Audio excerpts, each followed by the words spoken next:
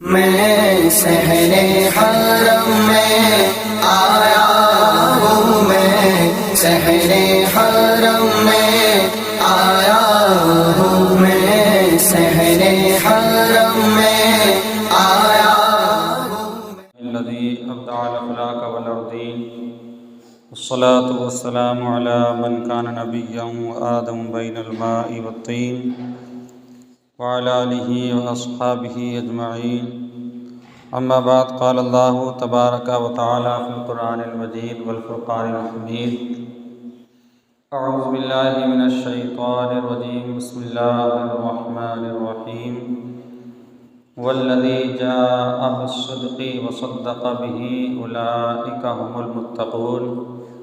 صدق الله العظيم وصدق رسوله النبي الأمين المعين المتين الكريم، ونحن على ذلك لمن الشاهدين والشاكرين والحمد لله رب العالمين.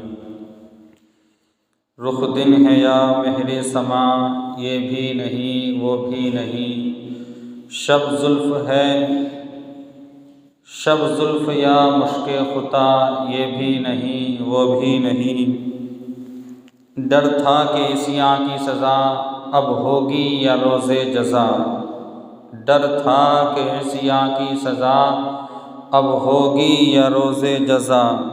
دی ان کی رحمت نے صدا، یہ بھی نہیں وہ بھی نہیں.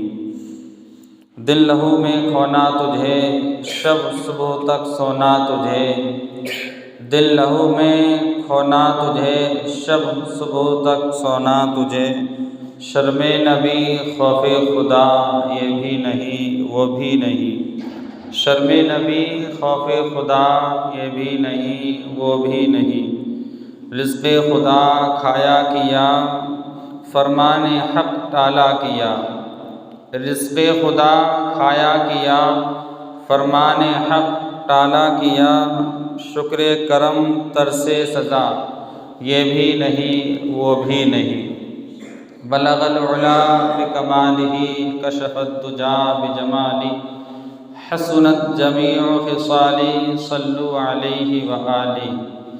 معزز سامعین اکرام، خطبہ مسنونہ کے بعد جس آیت کریمہ کی تلاوت کی، اس کے متعلق بیان کرنے سے قبل ضروری سمجھتا ہوں کہ ہم سب آقا کریم صلی اللہ علیہ وسلم کی مقدس بارگاہ میں درود کا نذرانہ حقیقت بلند آواز سے پڑھنے محمد صلی اللہ علیہ وسلم نحن بعد محمد صلی اللہ علیہ وسلم صلاۃ و سلام علیک یا رسول اللہ صلی اللہ علیہ وسلم.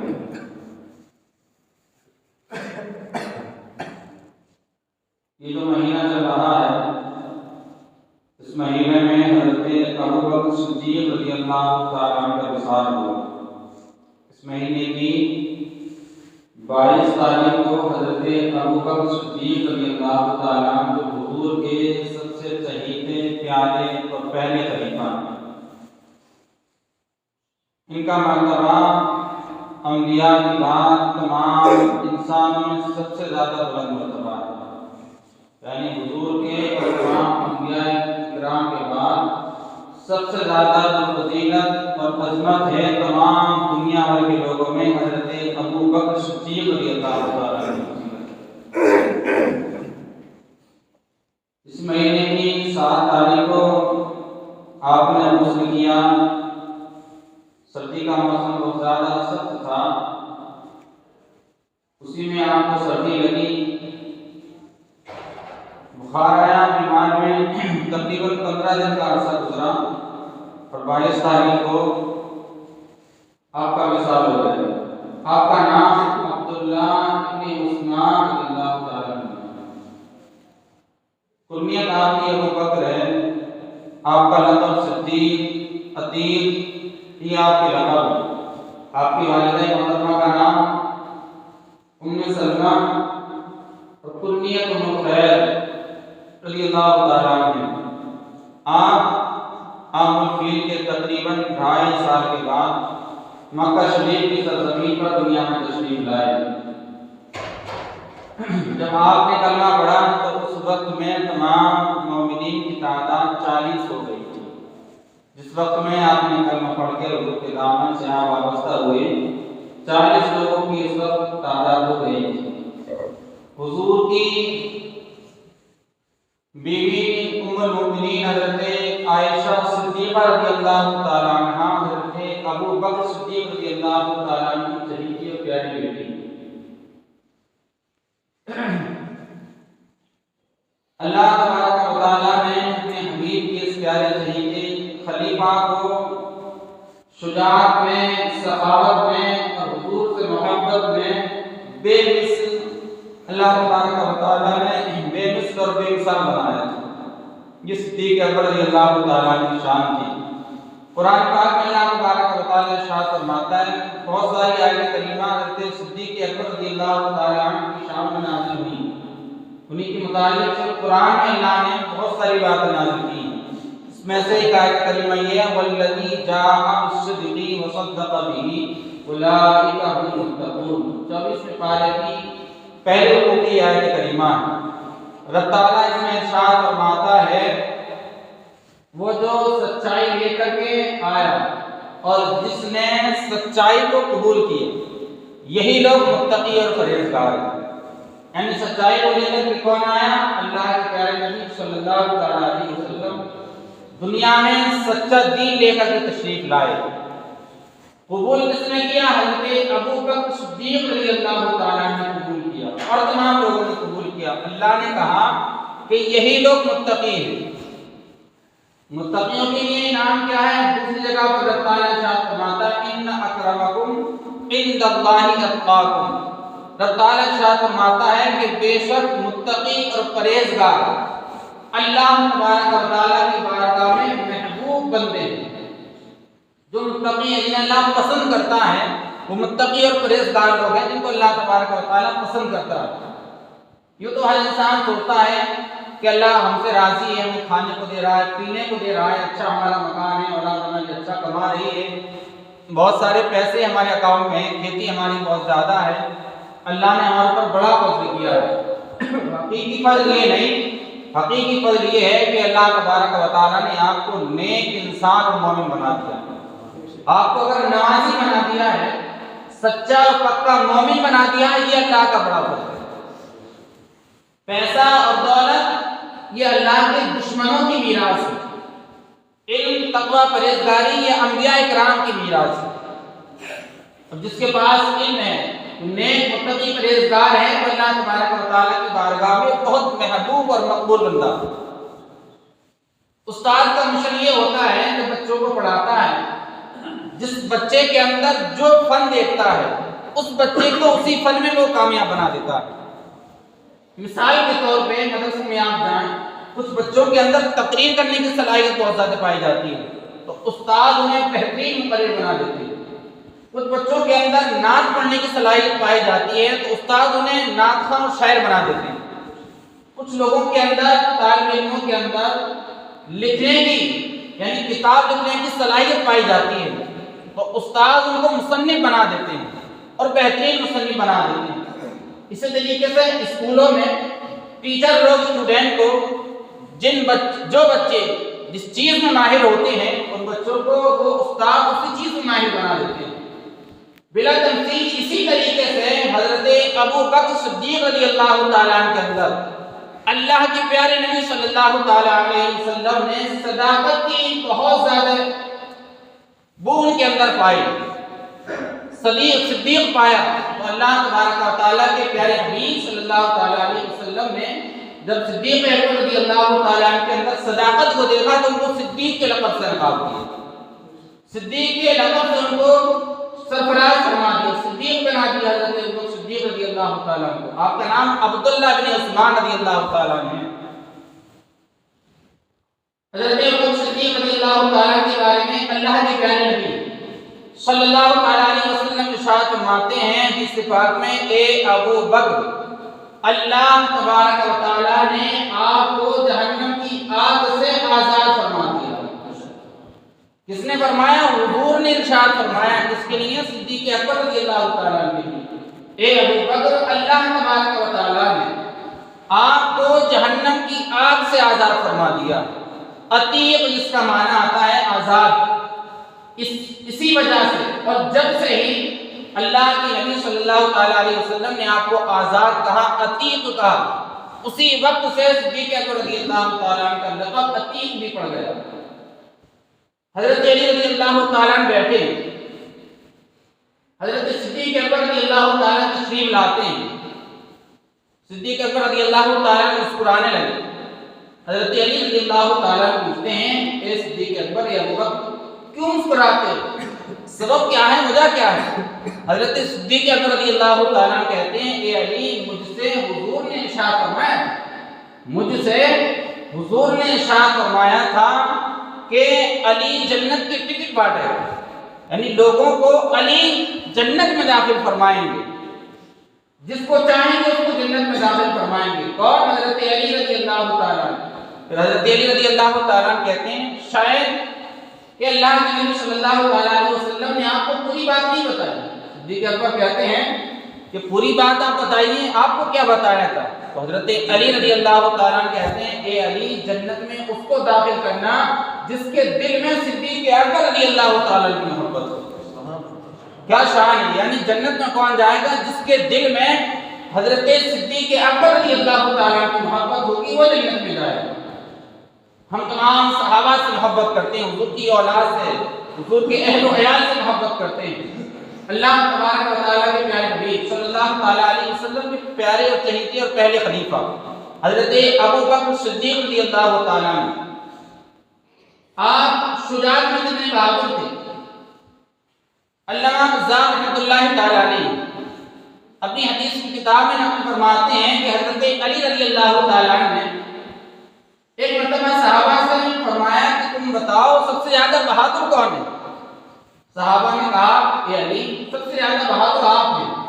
حضرت علی رضی اللہ تعالیٰ نے کہا میں تو اپنے مد مقابل سے لڑتا ہوں، اس میں کوئی بہادری کی بات نہیں، اپنے مد مقابل سے میں لڑتا ہوں، تم بتاؤ سب سے زیادہ بہادر کون ہے؟ لوگوں نے کہا پھر آپ بتا دیجیے سب سے بہادر کون ہے؟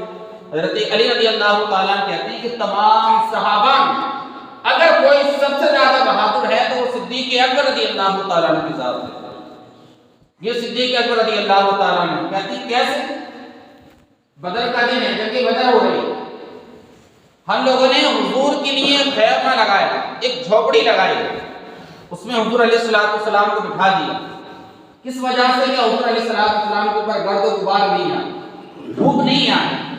اب ضرورت تھی کہ کوئی ایک بندہ اس کے گیٹ پہ، اس کے باہر کھڑا ہوتا تاکہ دشمنان خدا، دشمنان نبی حضور کی ذات پہ اور حضور پر حملہ نہ کرے۔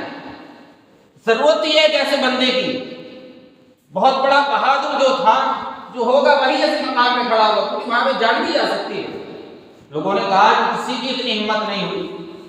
اگر اس وقت میں حضور کی بارگاہ میں، حضور کے خیمے کے باہر جو تلوار لے کے کھڑا ہونے والی شخصیت تھی وہ صدیق اکبر رضی اللہ تعالیٰ عنہ کے ساتھ تھی۔ آپ نے اپنی جان کو نچھاور کر دیا حضور کے نام پہ، تلوار لے کے کھڑے ہوئے، دشمنوں نے مقابلہ کیا، آپ کے اوپر وار کیے، لیکن حضور کی ذات پہ کوئی آنچ نہیں آنے دی، حضور کی جسم میں کوئی آنچ نہیں آنے دی۔ سارا مقابلہ صدیق اکبر رضی اللہ تعالیٰ عنہ۔ محبت اللہ تبارک و تعالیٰ کے حبیب سے کس قدر کیا کرتے تھے۔ جب آپ نے کلمہ پڑھا تو حضور کی بارگاہ میں عرض کرنے لگے، یا رسول اللہ ہم 40 لوگ ہو گئے ہیں، اب ضرورت ہے کہ ہم علل اعلان دین کا نام ہے، دین کو پکاریں، دین کا کام کریں، علل اعلان اس کا اعلان کریں، کھلم کھلم اللہ وحدہ لا شریک کی تبلیغ کریں، اللہ وحدہ لا شریک کا خوف، اور لوگوں کو اللہ تبارک و تعالیٰ کی طرف بلائیں، کھلم کھل اعلان کریں، علل اعلان، چھپ کے نہیں۔ شروعات میں یہ تھا کہ چھپ چھپ کے لوگ دین کی دعوت دیتے، دین کی طرف بلاتے، زیادہ شور نہیں کرتے تھے، بڑی آہستہ سے سنجیدگی کے ساتھ، محبت کے ساتھ لوگوں کو چپکے سے سمجھاتے، اور اگر کوئی کلمہ پڑھ لیتا تو اپنے آپ کو زیادہ ظاہر نہیں کرتا۔ اس وقت میں مشرکین کا بہت زیادہ غلبہ تھا۔ جب صدیق اکبر رضی اللہ تعالیٰ نے کلمہ پڑھا تو کہنے لگے اب علل اعلان ہم کریں گے کہ ہم نے اللہ اس کے رسول کے دامن کو تھام لیا، چلو اللہ کے نبی ہمارا دین سچا ہے، ہمارا خدا سچا ہے، ہمارے نبی سچے ہیں۔ مسجد حرام میں پہلے تو حضور نے منع فرمایا کہ مسجد حرام میں 40 کا قافلہ جا کر کے کہ اللہ کی عبادت کرنے لگا اور اللہ تبارک و تعالیٰ کے پیارے حبیب نے سب سے پہلا خطبہ پڑھا. یہ اسلام کا سب سے پہلا خطبہ تھا جو اللہ تبارک و تعالیٰ کے پیارے حبیب صلی اللہ علیہ وسلم نے مسجد حرام میں خانہ کعبہ کے پاس کھڑے ہو کر کے پڑھا. اس وقت حضرت امیر حمزہ رضی اللہ تعالیٰ نے ایمان لے کر کے آئے. جب خطبہ شروع ہوا تو مشرکین نے تمام مسلمانوں پر حملہ کر دیا اور حضرت ابو بکر صدیق رضی اللہ تعالیٰ کو مارنا شروع کیا اور اتنا زخمی کیا کہ آپ کی ناک سے، آپ کے کان سے، پیشانی سے خون بہنے لگا. سب خون میں ہو گئے. حضرت صدیق اکبر رضی اللہ تعالیٰ بے ہوش ہو گئے. آپ کے قبیلے والے آپ کو اٹھا کر کے لے گئے. ام جمیل کے مکان پر آپ کو ٹھہرا دیا. آپ بے ہوش رہے. قبیلے والوں نے کہا حضرت صدیق اکبر رضی اللہ تعالیٰ کہ اگر اس حالت میں صدیق اکبر رضی اللہ تعالیٰ وصال کر گئے تو ہم آپ لوگوں سے ضرور بدلہ لے لیں گے. عتبہ کو ہم ضرور مار دیں گے.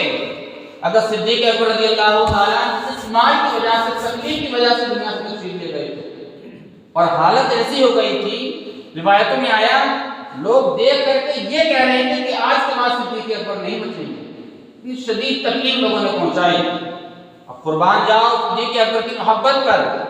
جب آپ کو ہوش آیا، شام کو آنکھیں کھلی تو یہ نہیں کہا کہ میرا حال کیسا ہے، یہ نہیں کہا کہ مجھے کس نے مارا میں اس سے بدلہ لوں گا، بلکہ صدیق اکبر کی جب زبان کھلتی ہے تو حضرت ابو صدیق رضی اللہ تعالیٰ کہتے ہیں مجھے بتاؤ کہ میرے حبیب کیسے ہیں، یہ بتاؤ کہ حضور کیسے ہیں. حضور کو تو چوٹ نہیں لگی، حضور کو تو تکلیف نہیں ہوئی، یہ بتاؤ حضور کیسے ہیں.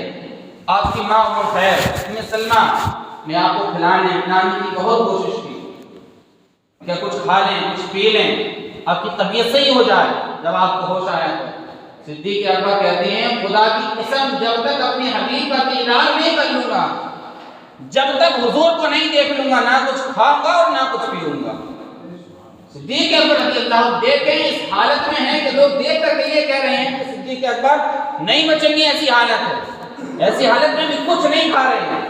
کہہ رہے ہیں جب تک حضور کو نہیں دیکھ لوں گا نہ کھاؤں گا نہ کچھ پیوں گا. صدیق اکبر کہتے ہیں اپنی ماں سے تم جاؤ ام جمیل کے پاس، ان کو بلا کر کے لے کے آؤ. حضرت عمر رضی اللہ تعالیٰ کی بہن تھی، کہا ان کو بلا کر کے لے کے آؤ اور ان سے یہ پوچھنا کہ حضور کی حالت کیسی ہے، حضور کی طبیعت کیسی ہے، حضور کو زیادہ عزت تو نہیں پہنچی، زیادہ تکلیف تو نہیں پہنچی. وہ گئی ام جمیل کے پاس، کہتی ہیں کہ بتاؤ حضور کہاں ہیں. ابھی ام الخیر نے حضرت صدیق اکبر رضی اللہ تعالیٰ کی والد محترمہ نے کلمہ نہیں پڑھا تھا، انہوں نے بتایا نہیں، چھپا کر رہ گئی کہ مجھے نہیں معلوم کہیں ہوں گے. کہتی ہیں کہ اچھا یہ بتاؤ صدیق اکبر رضی اللہ تعالیٰ کی حالت کیسی ہے، اگر آپ اجازت دیں تو میں چل کے دیکھ لوں. وہ کہتی ہیں اچھی بات ہے آؤ میرے بیٹے کو دیکھ لو. ام جمیل آئی صدیق اکبر رضی اللہ تعالیٰ کی بارگاہ میں اور رونے لگی. جب حالت دیکھی تو صدیق اکبر نے پوچھا بتاؤ میرے حبیب کیسے ہیں، بتاؤ اللہ کے حبیب کیسے ہیں، ان کو زیادہ تکلیف تو نہیں پہنچی، لوگوں نے زیادہ مارا تو نہیں، اذیت تو زیادہ نہیں پہنچی حضور کو، بتاؤ ان کی حالت کیسی ہے. ام جمیل نے کہا والد محترمہ کی طرف اشارہ کر کے کہ وہ سن نہیں ہے، زیادہ تیز نہ بولو، وہ سن نہیں ہے. صدیق اکبر کہتے ہیں آپ ان کی فکر نہ کریں، آپ مجھے بتائیں حضور کیسے ہیں، حضور کیسے ہیں یہ بتائیں. کہا وہ تو حضرت ارقم کے گھر پر تشریف فرما ہے اور بخیر و عافیت ہے. جب آپ نے کہا حضرت صدیق اکبر رضی اللہ تعالیٰ نے اپنی والدہ محترمہ سے کہا مجھے لے کر کے چلو حضور کی بارگاہ میں. جب لوگوں کا آنے جانا دن میں بند ہو گیا، رات کافی گزر گئی، ام الخیر مسلمہ رضی اللہ تعالیٰ نے لے کر کے گئی صدیق اکبر اپنے بیٹے کو حضرت ارقم رضی اللہ تعالیٰ کے مکان پر. جب حضور کو حضرت صدیق اکبر رضی اللہ تعالیٰ نے دیکھا تو حضور نے اپنی سینے سے لگا لیا، گلے سے لگا لیا، سینے سے لگا لیا، رونے لگے. کہا صدیق تمہاری یہ حالت ہو گئی ہے.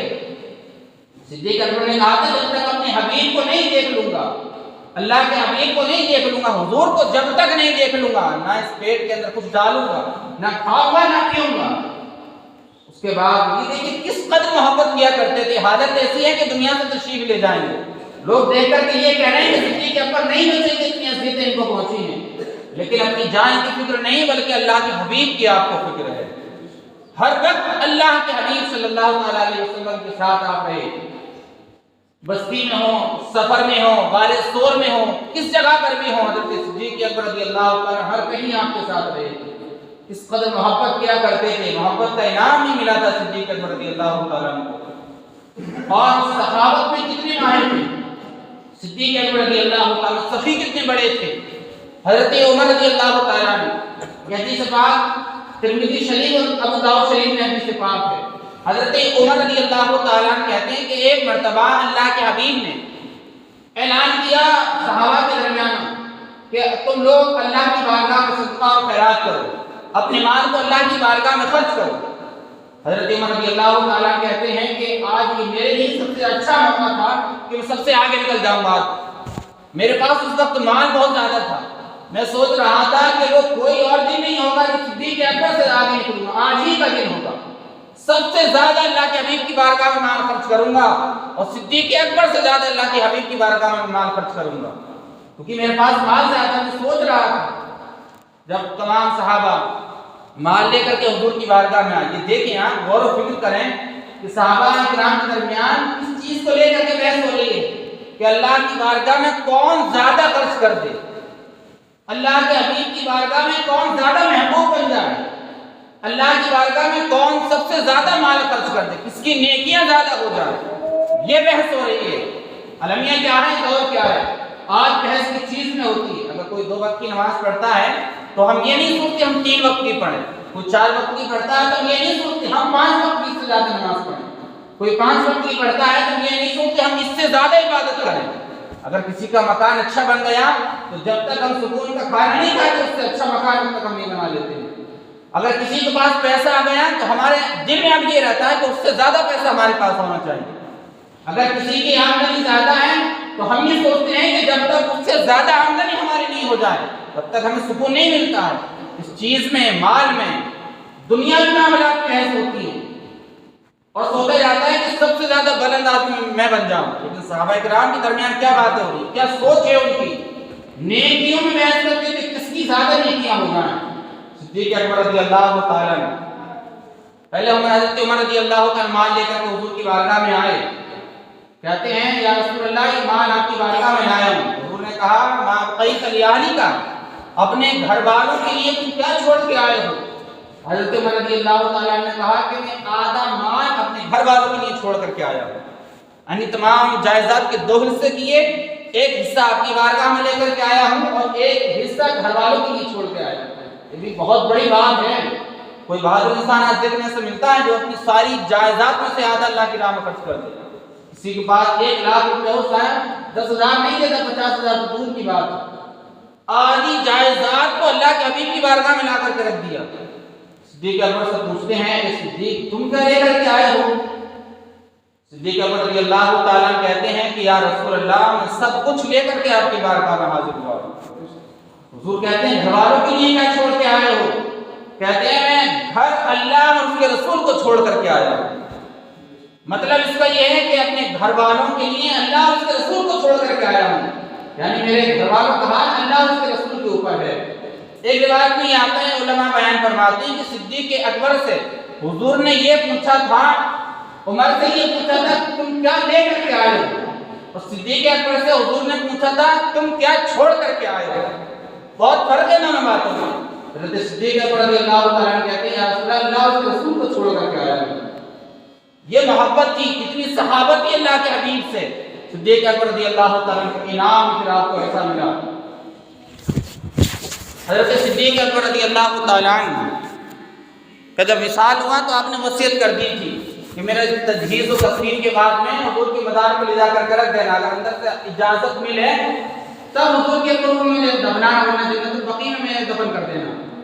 بہت مختصر میں سنا رہا ہوں، ٹائم ہو گیا۔ اس کے بعد میں آپ کی نماز جنازہ کے بعد میں جنازہ رکھ دیا گیا حضور کے مزار کے باہر، اندر سے قبر کے اندر سے آواز آتی ہے ادخلوا الحبیب الی الحبیب فإن الحبیب الی الحبیب یشتاق۔ قبر کے اندر سے حضور کی آواز آتی ہے۔ عقیدے کا ایک ثبوت یہ ملتا ہے حضور مر کے مٹی میں نہیں ملے، بلکہ قبر سے آواز آئی، آج بھی حضور زندہ ہیں۔ قبر سے آواز آئی اے لوگو دوست کو دوست سے ملا دو، اس لیے کہ دوست اپنے دوست سے ملنے کے لیے مشتاق ہے۔ اس کے بعد حضرت ابو صدیق رضی اللہ تعالیٰ عنہ کو حضور علیہ السلام کے پہلو میں دفنایا گیا. یہ صدیق اکبر رضی اللہ تعالیٰ عنہ کی شان تھی. اپنے بچوں کو صحابہ کرام رضوان اللہ تعالیٰ علیہ کی زندگی کو سنایا کرو تاکہ زندگی میں نکھار کر سکو. اللہ کی بارگاہ میں دعا ہے اللہ تعالیٰ ہم سب کو کہنے کو سننے سے زیادہ عمل کی توفیق عطا فرمائیں. استغفر اللہ من کل ذنب و اتوب الیہ.